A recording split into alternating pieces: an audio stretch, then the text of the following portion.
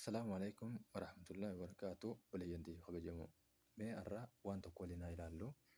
Suuraa baagiraawundii keessumaa yuutuubaroonni keenya baagiraawundii hedduu hin barsiisa. Waan baagiraawundii irraa tolfatan akka itti tolchan kana hedduu hin barsiisan yuutuubaroota haarawaa jechuudha. Mee kanaafuu waanuma afaan biraatiin dhageenye waliif haa qoodnu. Amma obboleeyyantii warreen silaa yuutuubaraa nu dura ta'anii jiran waan kana immoo osoo barsiisanii irra wayyaa boodaaf ol kaachuun maal dilas waan fayyadu miti.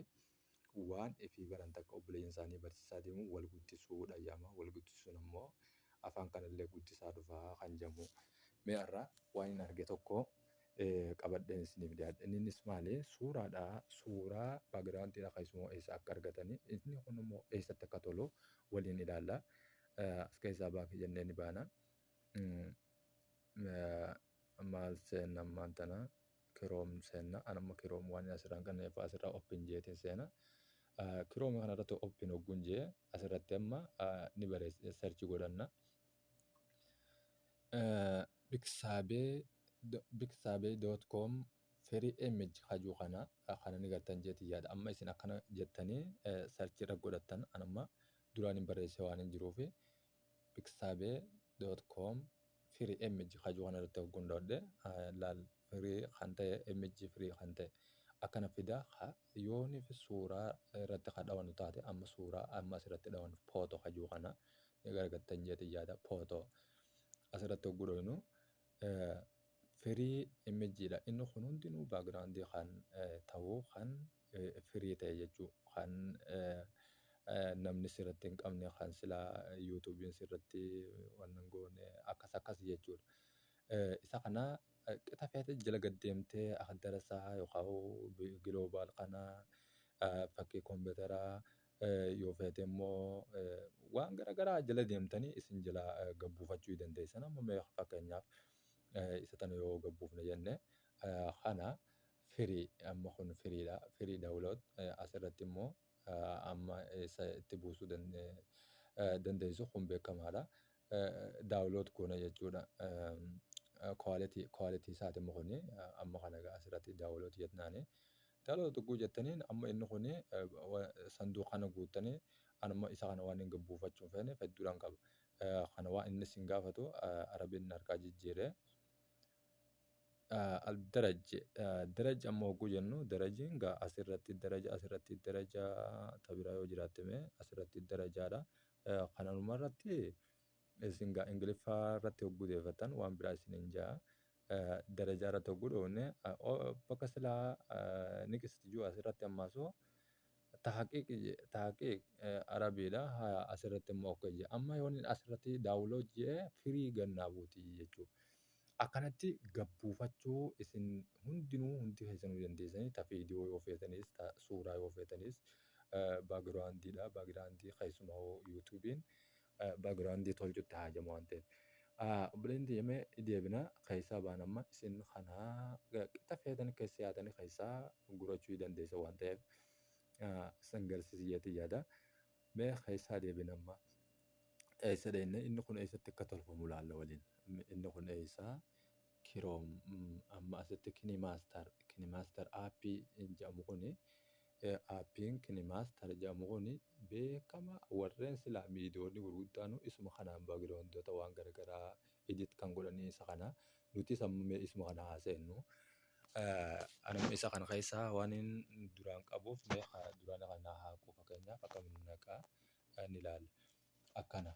Akkanatti inni amma itti yeroo duraatiin naquu inni kun akkana. Isa kana immoo isa pirofeeshinaala ta'e buufadhaa inni googilii keessaa hin bareedu maarketii keessaa hin bareedu waan ta'eef asirratti kireet niiwus kajuu kanarratti okkee goone asirratti 16 kajuu kanaatu warra yuutuubiiti nigistii wagga jettu kana dhooyne nigistii hogguu dhooyne asirratti miidiyaa biroozar kajuu kanarratti okkee jenne.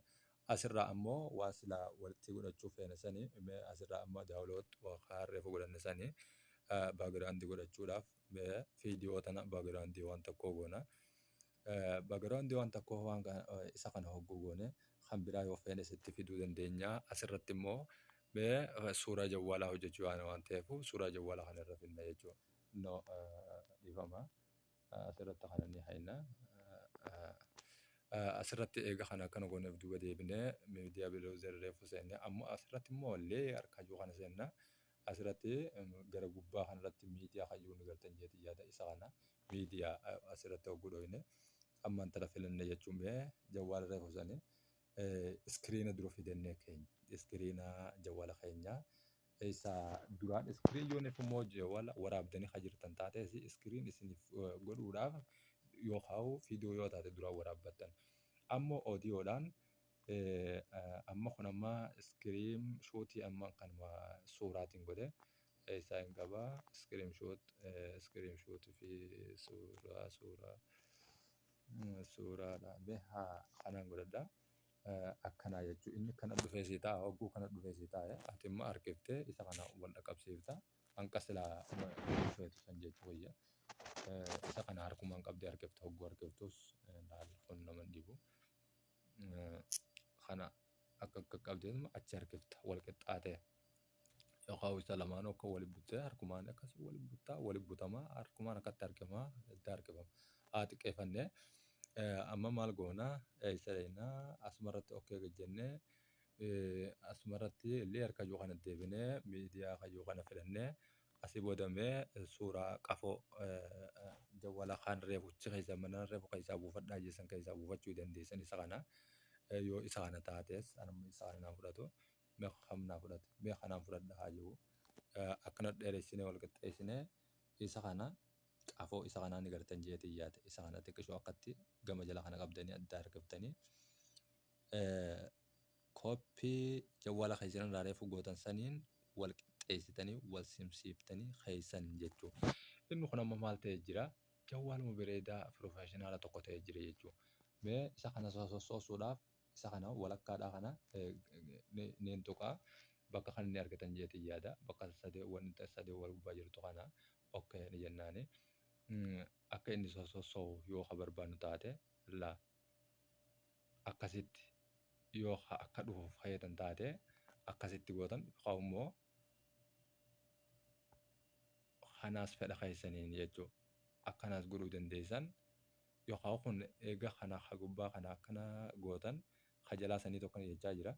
Haa gubbaa kana tuyyin amma isa irra deebineetu kana irra deebineetu as tuyne hogguu tuyne kana goona ammaas isa kana kanaas akkam goona kun amma guddatee xiqqaachuu yoo feetan ammoo akkana walirratti dhufuu akkatti kun fedha keessan asirratti immoo parsantii hanqa inni itti isiniif dhaabbatu yookaan yoo suuraarra kaa'uu feetanii jarjarsuu feetanis asirratti duwwaa tuqaa 5 kayyuu kanarra yoo keessan dafee saffisaan adda deemee walirra deebi'a.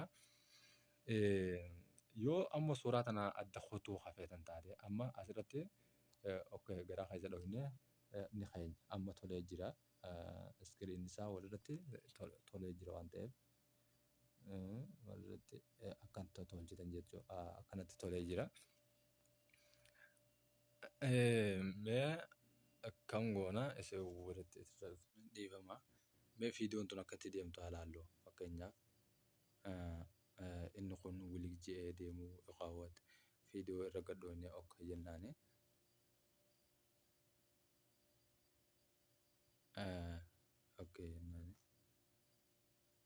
Akkatti wal gubbaa dhufee jechuudha. Akka wal gubbaa dhufee bifa kanaan tolchitanii isin waan garaa keessanii garaagaraa amma yoo adda kutuu feenes walakkuma tana dhoofne asiin ammoo maqasa fakkii maqasaa tanarra ni dhufna fakkii maqasaa tanarratti akka jennaani walakkatti adda kutuu feenus kun ammoo garana adda kutuu feenus garana akkana kutuu yookaan garana kutuu yookaan walakka kutuu yoo feeneesi kana hogguu hedduu dhoofne amma kun inni kun adda citee jechuudha. Kana ammoo yoo feene darbina mee kanaas akkasitti amurru yookaan immoo isaanuma kana hundaa'u kan goona isaanuma kana hundaa'u kanaas asii achi irraa amurraa baagiraawundiidhaas kanaas mee diileet asirratti bakka tanarra finnee okkee goone ni hayna kanaas ammoo yoo feene irraa maqasaan irraa murraa jennu maqaa isaanii irraa murraa ayyeen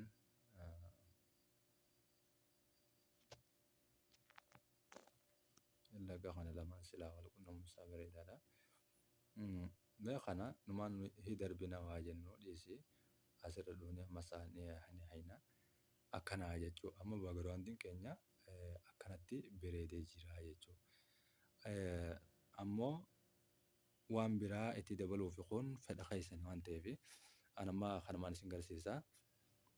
Assalaamu alaikum warahmatullahi wabarakatuh. Yoon isinitti tole viidiyoon kun laayik sheer godhuu hin dagatinaa waan biraatiin akka walitti deebinutti nagayaan tura.